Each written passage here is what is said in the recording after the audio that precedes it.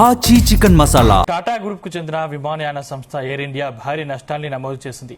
Singapore airlines విడుదల చేసిన ఆర్థిక గణాంకాల ప్రకారం 2025-26 ఆర్థిక సంవత్సరంలో ఎయిర్ ఇండియా 23,500 కోట్లకు పైగా నష్టాలను ఎదుర్కొన్నట్లు తెలుస్తోంది.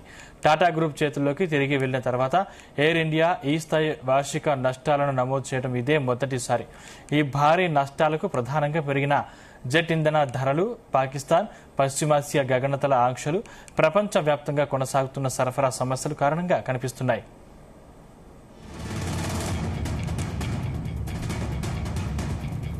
ముఖ్యంగా మధ్య ప్రాచ్య మార్గంలో నెలకొన్న ఉద్రిక్తతలతో అంతర్జాతీయ కార్యకలాపాల ఖర్చులు భారీగా పెరిగాయి. నిర్వహణ ఖర్చులను తగ్గించేందుకు ఎయిర్ ఇండియా ఇప్పటికే కొన్ని అంతర్జాతీయ సర్వీసులను తగ్గిస్తూ కొన్ని విదేశీ మార్గాలను తాత్కాలికంగా నిలిపివేసింది. అయితే ఈ నష్టాలు తాత్కాలికమని టాటా గ్రూప్ భావిస్తుంది. విమానాల ఆధునీకరణ, కొత్త విమానాల కొనుగోలు, సేవల నాణ్యత పెంచడం, డిజిటల్ ఎక్స్పీరియన్స్ కోసం కంపెనీ భారీగా పెట్టుబడులు పెడుతుంది. పెరుగుతున్న పోటీ, అధిక నిర్వహణ వ్యయాలు, గ్లోబల్ అస్థిరతల మధ్య ఎంత వేగంగా నష్టాల నుంచి బయటపడుతుందనేది కంపెనీ ముందున్న అతిపెద్ద సవాలుని పరిశ్రమ వర్గాలు చెప్తున్నాయి.